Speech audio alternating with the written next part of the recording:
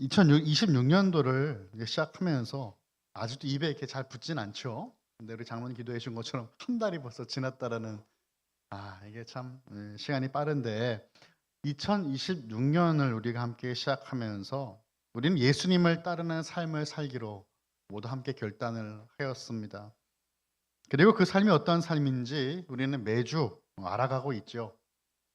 오늘 본문의 말씀은 올해 비전의 말씀 마가복음 1장에 그 말씀과 평행을 이루는 말씀이에요. 예수님께서 어부를 찾아가시고 나를 따라오라 라고 아주 속도감 있게 진행되었던 마가복음의 말씀에 비해서 이제 조금 더 자세히 그 정황들과 상황을 살펴볼 수 있는 말씀입니다. 오늘 본문을 우리가 살펴보기에 앞서 5장 누가복음 5장 전체 내용을 먼저 살펴보면 예수님의 갈릴리 초기 사역의 모습을 우리는 발견할 수 있습니다. 크게 네 가지의 이야기로 구성되어 있는데, 첫 번째는 오늘 본문의 말씀처럼 베드로를 비롯한 어부들을 제자로 부르시는 내용이고요. 두 번째는 문둥병자를 고치시는 내용이 담겨져 있어요.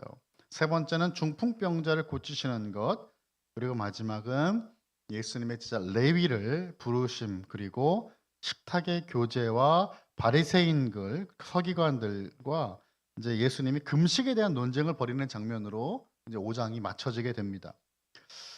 공관복음이라고 하면 이제 우리가 마태, 마가, 누가를 의미하죠. 세 개의 복음서가 서로가 관통한다라고 하는 의미로 공관복음이라고 이야기하는데, 같은 사건을 다양한 시각으로 볼 수 있게 한다라는 겁니다. 오늘 본문의 말씀도 마태복음, 마가복음에 동일하게 기록되어 있는데 다른 점이 있어요. 마태와 마가와는 다르게 누가복음 5장에서는 주님의 부르심만이 등장하지 않고 죄사함과 부르심을 연결하고 있다라는 차이점이 있습니다. 어떻게 알 수 있는가요? 어떻게 알 수 있을까요? 예수님은 누가복음 5장 32절을 보니까 이렇게 말씀을 하세요. 내가 의인을 부르러 온 것이 아니요 죄인을 불러 회개시키러 왔노라 라고 말씀하십니다. 제자들도 부르셨고요. 그리고 함께하는 이들을 부르시는데, 예수님께서 의인을 부르러 온 것이 아니고 죄인을 불러서 어떻게 한다고요? 회개시키러 왔다라고 우리 주님은 말씀을 하신 거예요.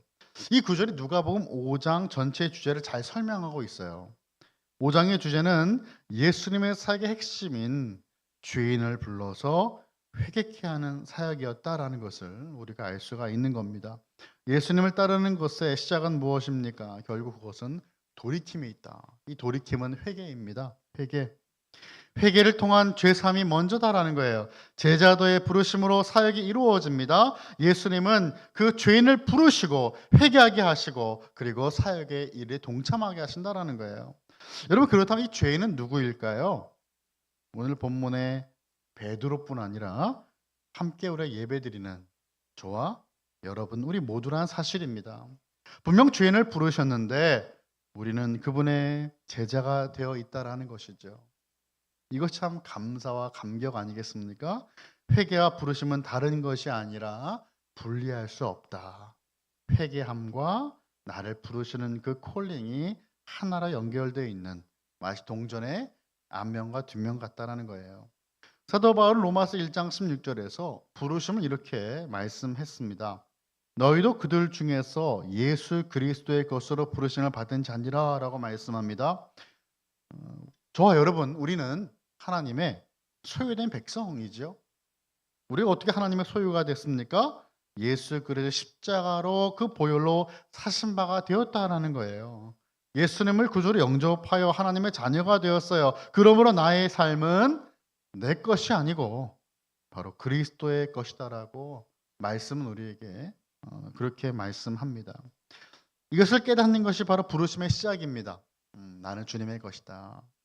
오늘 말씀인 누가복음 5장 1절에서 11절까지의 내용은 베드로가 예수님을 만나는 장면이죠. 베드로가 예수님 처음 만난 건 아니었습니다. 누가복음 4장 38절에 보니까요, 예수님은 이미 시몬 베드로의 장모를 고치셨어요.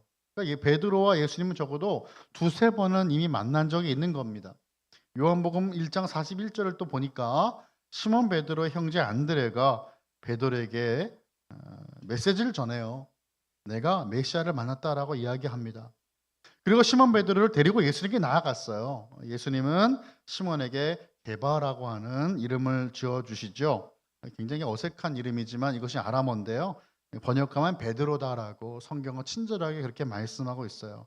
시몬에게 베드로라고 하는 새 이름을 주셨습니다. 이 이름의 뜻은 우리가 알고 있듯이 바로 반석입니다. 돌이에요, 돌.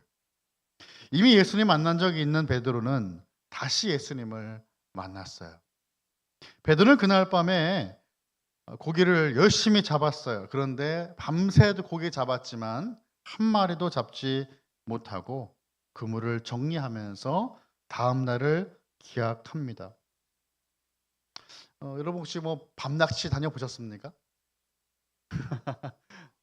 별로 안 좋아하시는 것 같은데요. 뭐 저도 그 낚시를 딱히 좋아하진 않지만 미국에 있을 때는 밤낚시를 몇 번 가봤습니다. 근데 이상하게 제가 던지는 낚시의 그 찌는 절대 물지 않고 옆에 있는 친구들의 그 미끼는 자꾸 무는 겁니다. 얼마나 화가 나던지요. 낚싯대를 던지려다가 그래도 끝까지 한 마리는 잡겠지라고 하는 소망을 갖고 잡았지만 동틀 때까지 한 마리도 잡지 못했던 기억이 나요. 아마 저와 같은 경험을 하신 분들이 종종 계실 거라고 생각되는데 아마도 이 베드로의 마음을 좀 이해하기 위해서 주님께서 그런 경험을 주신 것이 아닌가라는 생각을 해요. 얼마나 몸이 피곤했겠습니까? 저야 그냥 정말 취미로 아니면 교제하려고 간 거죠. 이 사람은 어부잖아요.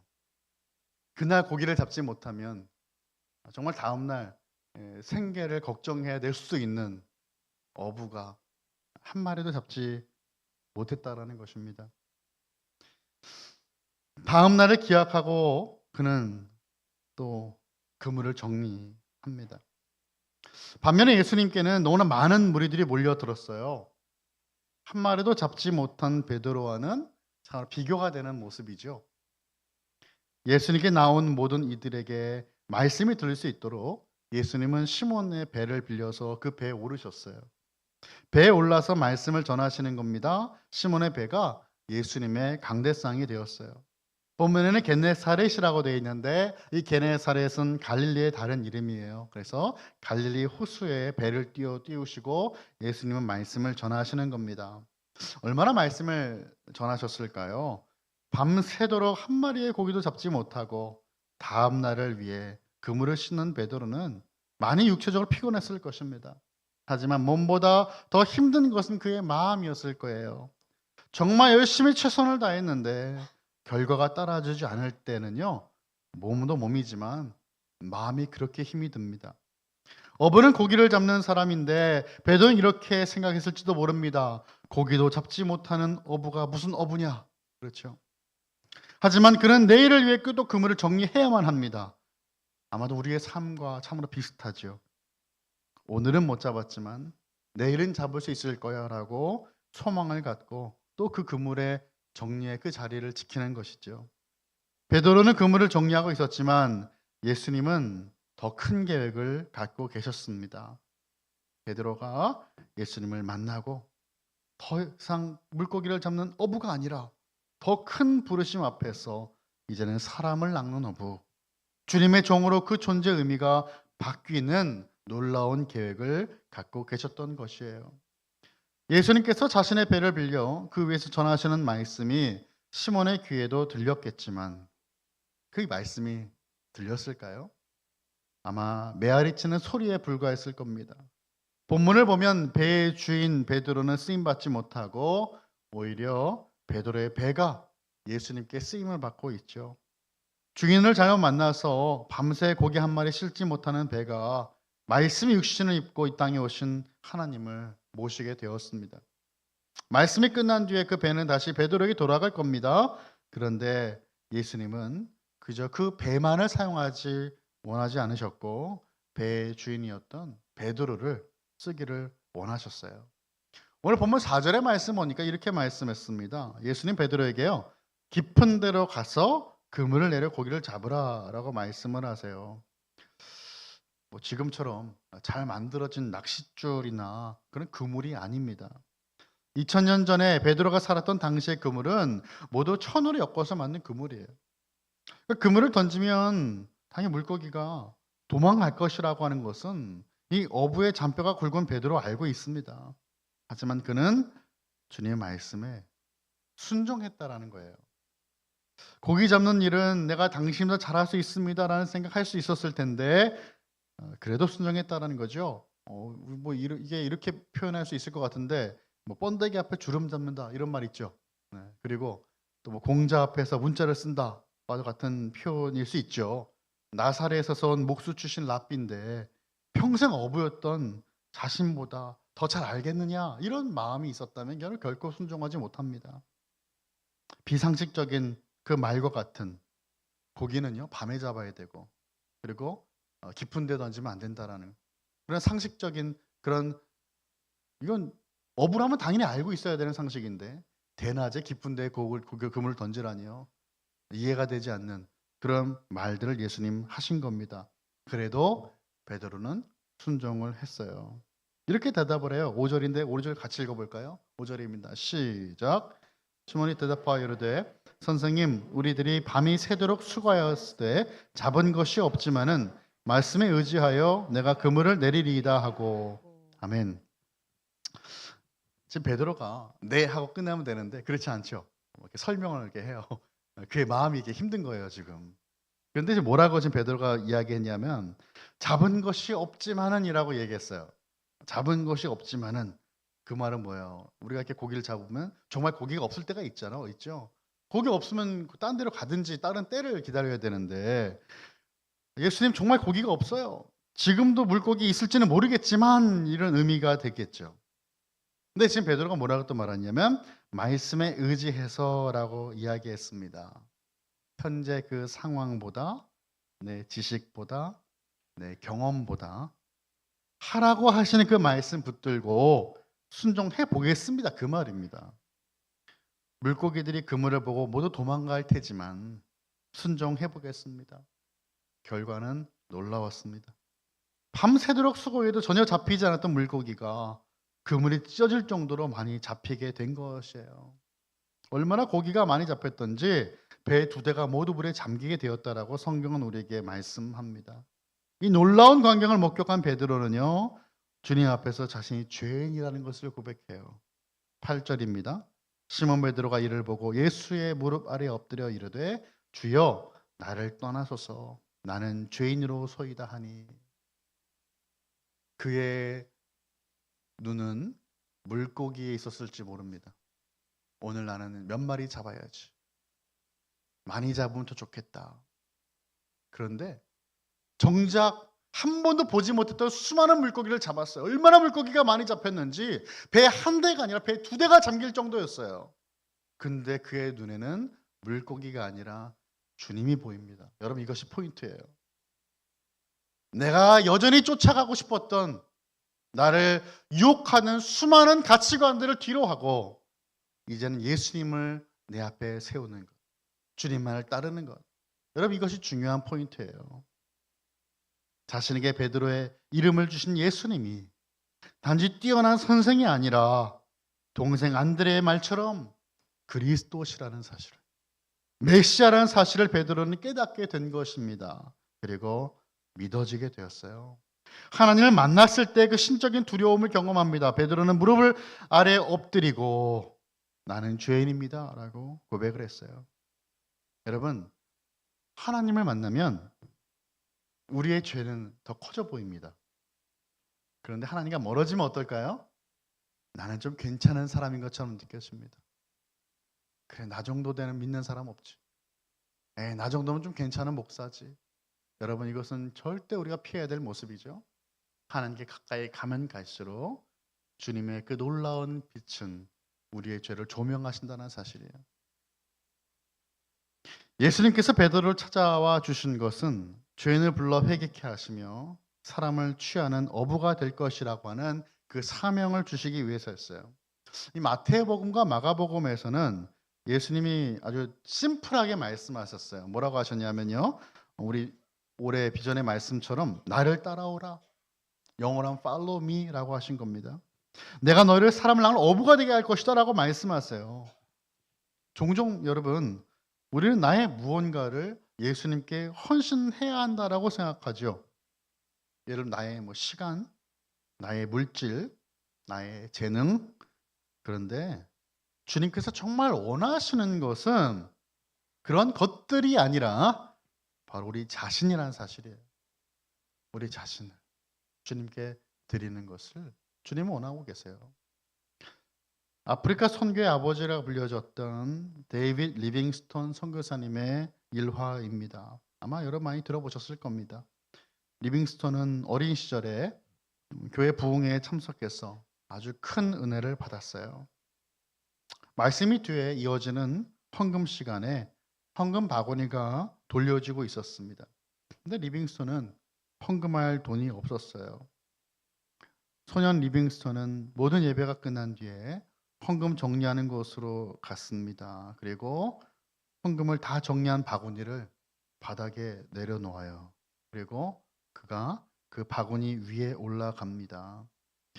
그때 목사님이 깜짝 놀라 물어보았습니다. 리빙스톤, 너 지금 뭐 하는 거니? 리빙스톤이 대답을 합니다. 목사님, 하나님 앞에 바칠 것이 없어서 마음과 몸을 바치려고 이 헌금 바구니 위에 올라갔습니다. 그리고 그는 죽는 날까지 몸을 바쳐 전도하고 영혼 구원하기로 서원을 하게 됩니다. 리빙스톤 선교사님은 일생 아프리카에 가서 복음을 전하시다가 그곳에서 세상을 떠나게 됩니다. 그가 돌아가신 그 방향 자체가 항상 섬기셨던 부족을 향해 그 기도하시다 돌아가셨다라고 하는 일화를 제가 읽게 되었어요. 주님은 선교사님의 삶을 받으셨고요. 당신의 영광을 위해 잃어버린 영혼 구원을 위해 그를 사용하셨습니다. 예수님은 베드로의 그 배를 원하신 것이 아니라 베드로를 원하셨어요. 하나님 우리 자신을 원하고 계십니다. 죄인인 우리를 부르시는 주님 앞에 엎드려 주님 저는 죄인입니다. 나를 떠나주세요 주님 이라 고백할 수 있는 저와 여러분 되길 간절히 축원합니다. 주님 저는 좀 괜찮지 않습니까? 저는 주님 앞에 많은 것을 드렸습니다. 이제 좀 저를 찾아와 주셔서 이제 나의 기도에 응답해 주세요. 이 기도가 아니라 주님 저는 죄인입니다. 저를 떠나주세요 주님. 이 고백이 정말 우리의 정말 진심된 고백되길 간절히 바랍니다. 우리의 죄를 보지 못하면 우린 예수님을 결코 온전히 따를 수가 없습니다. 베드로는 그의 모든 것을 꿰뚫어 보는 듯한 그 예수님 앞에 무릎을 꿇고 나는 죄인이라고 고백을 하죠. 누가복음에는 직접적인 예수님의 말씀이 나와 있지는 않지만 마태복음과 마가복음을 보니까 나를 따라오라 라고 말씀하세요. 베드로는 어떻게 반응합니까? 마태와 마가복음에는 곧 그분을 버려두고 따랐다라고 말씀을 하는데 누가복음 우리 본문 5장 11절의 말씀 보니까요. 동일하게 말씀되어 있죠. 그들이 배를 육지에 대고 모든 것을 버려두고 예수를 따르니라라고 말씀하였습니다. 그들은 예수님의 그 제자들 가운데 함께 있었던 어부들이죠. 베드로, 안드레, 요한과 야고보입니다. 이들이 배 그리고 요한과 야고보는 무엇도 버립니까? 아버지와 그 집안의 모든 배경도 버려두고 예수님을 따르는 것입니다. 여러분 베드로 머뭇거리지 않았습니다. 하나님께서 말씀하실 때 우리는 머뭇거리면 안 된다라는 거예요. 주님이 그때 그 시간에 나에게 말씀하셨다면 우리가 그 자리에서 즉각적인 반응이 있어야 됩니다. 만약에 주님 제가 좀 나중에 다시 연락드려도 될까요? 라고 한다면 그때 그 마음은 사라져버린 지 오래가 돼버리는 거예요. 절대 하나님 앞에 나아갈 수 없어요. 시편 119편 60절의 말씀처럼 주의 계명들을 지키기에 신속히 하고 지체하지 아니하였나이다라고 말씀하는 시편 기자의 고백처럼 하나님의 말씀은 지키기에 신속하며 지체하지 말아야 될 것을 믿으시길 바랍니다. 제자들은 예수님을 따르기 전에 정리할 것을 찾지 않았어요. 성경은 곧 따랐다, 모든 것을 버렸다라고 말씀하죠. 예수님만을 따라갔습니다.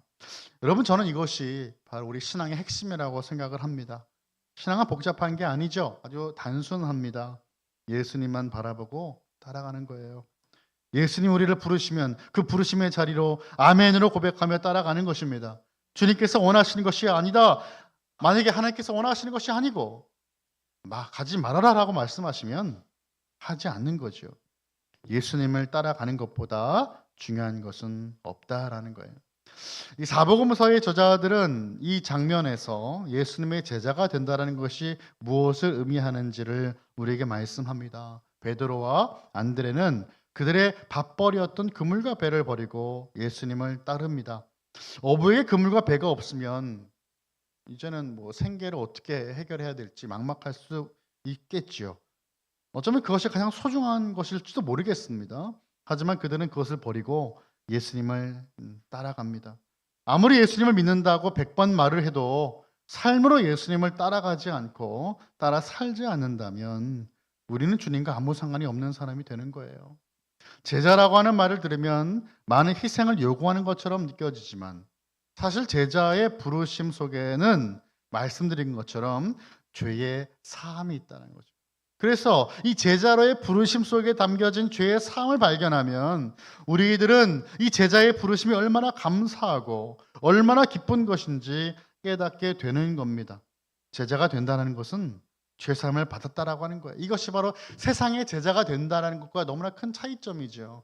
예수님의 제자가 된다는 것은 내가 결정하는 것이 아니라 주님이 나를 부르시는 그 부르심 앞에 반응한다는 거예요. 내가 아무리 제자가 되고 싶어도 스승이 불러주지 않으면 제자 될 수 없어요. 그 당시에 나를 따라오라는 것은 누구나 다 선생이 할 수 있는 말이었어요.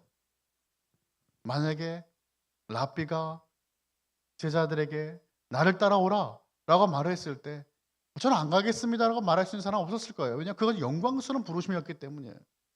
누구나 다 되고 싶었던 그 자리, 한번 앉아보고 싶었던 그 자리, 주님은 그렇게 불러주시는 나를 따라오라라고 하는 그 말 속에서 세상적인 제자만이 아니라 죄를 사해 주시는 놀라운 구원을 약속하시는 부르심을 함께 보여주고 계신 겁니다. 누가복음 9장 23절의 말씀 보니까요. 이렇게 말씀하세요. 또 무리에게 이르시되 아무든지 나를 따라오려거든 자기를 부인하고 날마다 제 십자가를 지고 나를 따를 것이니라. 오늘 본문과 같은 말씀을 우리가 읽으면 모든 걸 버리고 따른다? 그러면 우리는 선교지로 가야 됩니까, 목사님? 나의 이 생활 반경을 떠나야 되는 겁니까? 목사가 돼야 되는 겁니까? 이렇게 생각할 수 있어요. 여러분 그렇지 않다는 것이죠. 제가 말씀드렸죠. 이전 것은 고기를 보고 쫓는 삶이었다면 이제는 예수님을 보고 따르는 삶으로 바뀌어져야 되는 그 모멘트가 바로 예수님의 부르심 받는 그 상황이었어요. 누가복음 9장 23절의 말씀 보니까 예수님은요 주님을 따라오는 것이라고 그 헌신을 말씀하세요. 주님을 따르려면 대가가 필요해요. 자기를 부인해야 되는 대가였어요. 나를 부인한다? 내가 얼마나 훌륭한 사람인데라고 하는 것을 버리는 거죠. 내가 얼마나 좋은 인격을 갖고 있는데, 내가 어떤 배경이 있는데, 어떤 일을 했는데, 어떤 학교를 나왔는데 이 모든 것들을 이제는 부인한다라는 것이죠. 그리고 날마다 자기의 십자가를 지고 따른다라고 주님 말씀하세요.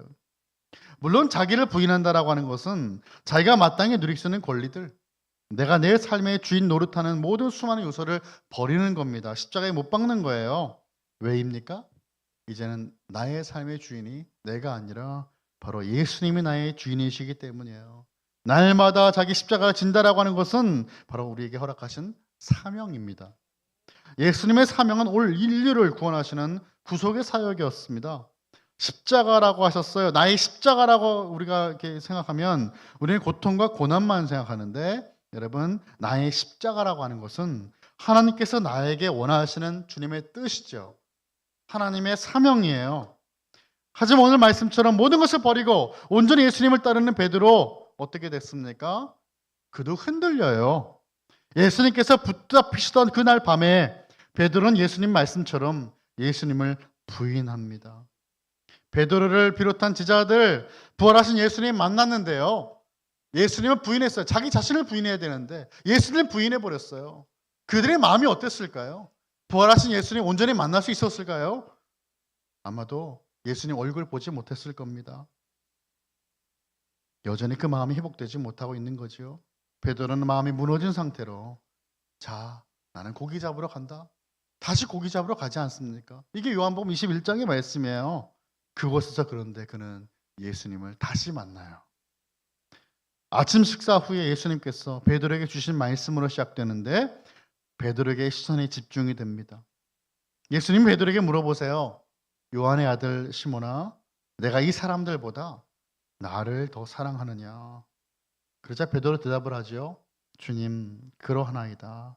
내가 주님을 사랑하는 줄 주님께서 아시나이다라고 답을 하였습니다. 예수님께서 십자가에 달리시기 전날 밤에 제자들과 최후의 만찬을 나누시고 모든 제자들 앞에서 예수님을 버리고 제자들이 도망갈 것을 예언하셨어요. 그때 베드로가 뭐라고 말했습니까? 흥분하면서 말했죠. 모두 주를 버릴지라도 나는 결코 버리지 않겠나이다. 하지만 현실은 그렇지 않았습니다. 예수님 베드로에게 이렇게 답을 하셨죠. 내가 진실로 내게 이르노니 오늘 밤 닭 울기 전 내가 3번 나를 부인하리라 라고 말씀하셨어요. 이러한 베드로에게 다시 찾아와 주신 예수님은 그가 예수님을 모른다라고 부인하며 저주와 같은 그 말을 쏟아부었던 그날 밤과 같이 불 앞에서 새로운 만남을 허락해 주셨습니다. 숯불 앞에서 예수님은 아침 식사를 준비하셨고요. 이전에 실패의 자리가 아니라 이제는 성공의 자리, 이제는 회복의 자리를 그 자리를 만들어 주셨어요.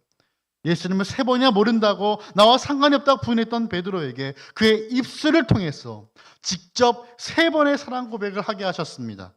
주님, 그러하나이다. 내가 주님을 사랑하는 줄 주님께서 아시나이다. 3번을 고백하게 하셨어요. 근데 여러분, 예수님께서요, 한 번만 물어보시면 되는데 이렇게 3번을 답하게 하시잖아요. 요한의 아들 시몬아, 내가 나를 사랑하느냐? 같은 질문을 3번 하시니까 베드로가 심각하게 고민이 되는 겁니다. 왜 자꾸 물어보시나? 나를 못 믿으시나? 예수님이 아시는 게 내가 아는 내 마음과 좀 다를까? 왜 예수님은 이렇게 3번이나 물어보시는가? 요한복음 21장 17절 우리 화면 보시면서 우리 한번 같이 읽어보겠습니다. 시작. 3번째 이르시되 요한의 아들 시몬아, 내가 나를 사랑하느냐 하시니 주께서 3번째 내가 나를 사랑하느냐 하심으로 베드로가 근심하여 이르되 주님, 모든 것을 아시오매 내가 주님을 사랑하는 줄을 주님께서 아시나이다. 예수께서 이르시되 내 양을 먹이라. 아멘. 주님은 모든 것을 알고 계십니다. 주님을 따르는 것은 평생의 여정이죠. 베드로처럼 열정을 다하다가 넘어질 수 있어요. 하지만 계속 넘어져 있으면 안 된다라는 것입니다. 주님을 향한 사랑으로 다시 일어나야 된다라는 것이에요. 말씀을 정리하겠습니다. 우리 주님은 예수님은 살아계신 하나님의 아들이시고 그리스도이시다라고 하는 이 베드로의 고백 위에 결코 무너지지 않을 교회를 세우시겠다고 베드로에게 약속을 하셨습니다. 단순히 직업이 바뀐 데 그치지 않고 주인이 바뀌는 사건을 베드로가 경험한 것이죠. 사는 이유와 목적이 바뀌게 되었습니다. 베드로는 배를 버리고 예수님을 따릅니다. 어부로 살면서 가장 많은 물고기를 잡았을 그 많은 물고기도 놔두고 예수님을 따라갑니다. 베드로에게 예수님보다 더 소중한 것은 없기 때문이겠죠. 주님께서 말씀하시는 복음보다 하나님의 그 나라보다 귀한 것은 없습니다. 예수님을 선택하시길 간절히 축원합니다. 돌이킴의 회개로 나를 영광스러운 부르심 가운데 부르시는 그 주님의 그 부름 앞에 예수님을 주저하지 않고 선택할 수 있는 저와 여러분, 우리 모든 칼빈의 가족 다 되시기를 예수님의 이름으로 간절히 축원합니다.